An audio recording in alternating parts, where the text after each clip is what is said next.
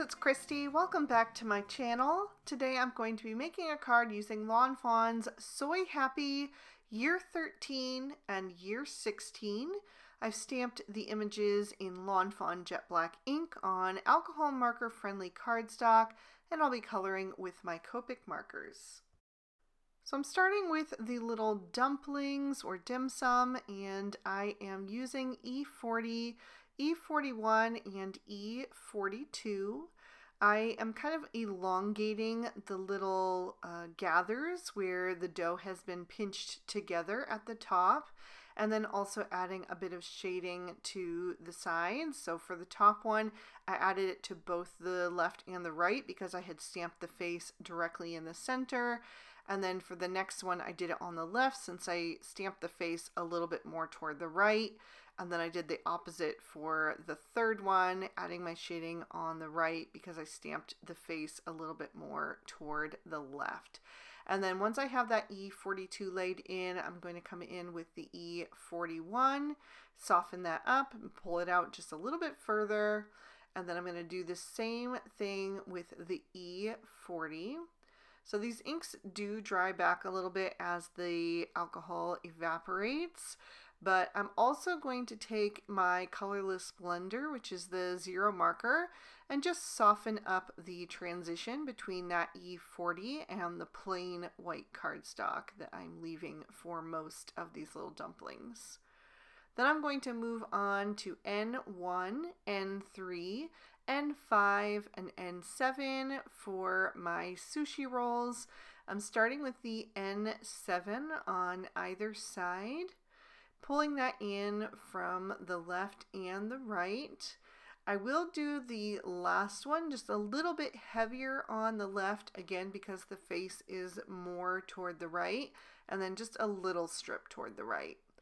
And then I'm going to blend that out with the N5, making sure to go over the previous shade and pull that into the next one so I get a nice smooth transition. I want wherever the face is to be the lightest, so that is how I'm doing my shading. I'm going to bring in the N3 next, and I'll pull that almost all the way to the center. But I want to leave just a little bit of white space there for that N1 so that we can really make out their features. On the top sushi roll, I decided not to stamp a face because I knew that at least one of these was going to be tucked behind some others, and I didn't want part of the face to get cut off. And I actually stamped a couple more of the dumplings and this other sushi roll off to the side without faces in case I needed them in the final card, and I did end up using those. So we'll get to that in just a little bit. For now, I'm moving on to my rice, and I'm doing the shading with the N0 and N1. And then I'm going to go back in and add some little dot details to give it some texture using the N3, and I'll also add some with the N1. So just a few little dots here and there, even on the California style rolls, I'm going to add that so that it just gives it a little extra personality, kind of separates them out a bit, and also kind of gives that look of the little individual grains of rice. Next, I'm going to bring in G43 and G46 for my little cucumbers. You can color these to be whatever you want them to be, but I'm doing cucumbers. So I'm using the G46 on the left-hand edge, and I'm also going to use these shades for the labels on my little sauce jar. And then I'll blend out that G46 with the G43. And I did go back and do a second layer on the label since I was only using those two shades just to deepen up that saturation a bit. Then I'm moving on to E74, E77, and E79 for the soy sauce. So I've got that E79 on the outside edges. That is such a dark shade of brown. It's nearly black, not quite, but it is definitely a nice dark rich brown that reminds me of soy sauce. I'm blending that out with the E77, and then I'll use the E74 for the highlight. Next, I'm going to bring in some kind of salmony pink shades. I'm using R12, R14, and R17. And I'm going to do this larger central section, which is going to be the imitation crab meat for like a California roll. I'll also do every other stripe on the little party hats. So I started with the R17, and then I'm blending up toward the top with the R14. Also carry that up on the stripes, and then I'll finish with the R12, which really brings in that kind of salmon tone, which just makes it look a little bit more realistic. And then I am going to also use these shades for the lid on my soy sauce. So I'm going to color it the way I did the rest of the jar, with the darkest on the outside and the highlight in the center. Then I'm going to bring in R11, and this time I'm going to start with the R14, so I'm not using the R17 at all anymore, but I'm going to put that down at the bottom edge of this fish. It could be shrimp or salmon. I'm going to go with salmon for this one, even though I prefer shrimp, but it kind of reminds me of salmon. So I'm going to blend out the R14 with the R12, and then I'll add a highlight with that R11 and just fill that in. These are really nice combos for something like sushi, I think. Then I'm going to use E41 again with the colorless blender to add just a touch of shading to the white stripes, and I'm going to let that just fade into the plain white on the sushi. But for the party hats, I will blend it out with the colorless blender. And then I also added just a little bit of shading to the glass part of the jar, just the see-through part that you could see at the top. And then I'm going to bring in YR01, YR02, and YR04 for this other little piece of carrot or whatever you want it to be. This could also be salmon in there. I just wanted another pop of something bright and colorful in there. And then for the chopsticks, I'm going to use E23, E25, and E27. So I'm taking that E27 down at the bottom and then part way up the chopsticks. I would say almost halfway up, and then I'm going to start blending that out with the E25, and then I'll take that along that far edge all the way to the top, just carefully using the very tip of that marker so that I can keep a nice thin line in there so that I have room to squeeze in that highlight shade, the E23, and I will fill that in the rest of the way. And again, I'm just making sure to color over the edge of the E25 so that everything is nicely blended there. And then all that's left is to give these little sushis and dumplings some rosy cheeks. I'm going to go back to that R11 and add in R20 and R22. And I like to do a little oval shape towards the edges of the eye area and a little bit down toward the mouth. And then I'm going to blend that out with the R20, just blend right around the edges of that.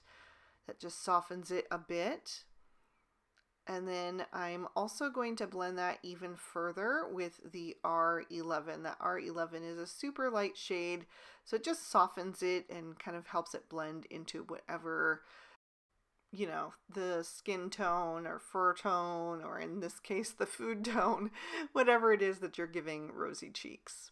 So I did add a little extra of the R22 and the R20 to the California rolls just because they were so dark and I wanted to make sure that that showed up nicely. But once I was finished with that, I can trim all of these images out with their matching dies. So I need to create a little steamer basket for my dumplings. So I'm taking the barrel from the Build-A-Barrel apple and die cutting that out of some craft cardstock. And then I wanted to add a little bit of color to that, so I'm going to bring in some antique linen.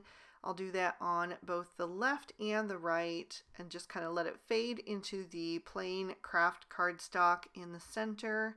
I'll also add a little bit to that top area where the little slit is to insert our dumplings. And then I'm going to add just a touch of gathered twigs. I don't want too much of these because the steamer baskets usually are pretty pale, but I just wanted a little extra definition around the outside edges. And then I'm going to take a piece of light brown wood grain cardstock, and this is going to be the tabletop or the platter. So I'm going to just use that gathered twigs distress oxide again on this. I'm going to darken up that top edge and then take it fairly far down. I'll leave the bottom third, just the plain cardstock. And then I want to stamp my sentiment. I'm going to do that directly onto my pattern paper this time. This is a piece of pattern paper from the Falling Leaves collection pack. This was a piece that was included in one of my recent orders from Lawn Fawn. And I stamped, "Did somebody say it's your birthday?" And then for my card base, I'm using some fog cardstock and stamping in Storm Cloud ink. And I did another California roll with some candles and Let the Good Times Roll. But I'm also going to add the little face to that. So I'm just going to get that kind of situated over near the candles as if he's about to blow them out. And once I'm happy with the placement, I'll close the door of my MISTI to pick that up, and then I'll ink that up and stamp it down.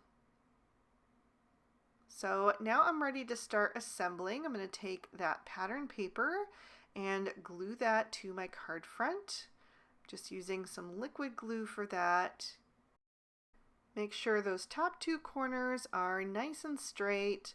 And then I'll bring in that light brown wood grain cardstock and I'll place that on the lower half of the card. And now I'm ready to put together my little steamer basket. So I'm going to take all of my dumplings. So I have the 3 that I colored on screen and then the 2 without faces that I colored off screen, but I colored them exactly the same. I'm going to add a little bit of liquid glue to that top edge.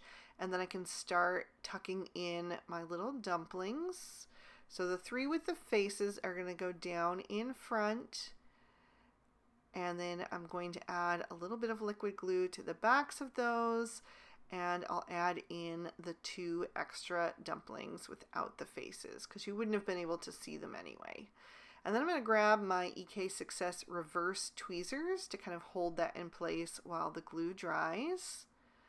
And then I was about to adhere that down when I realized that I really wanted it popped up. I wanted to add some dimension on the card. So I added some Scotch 3M foam tape to the back of that.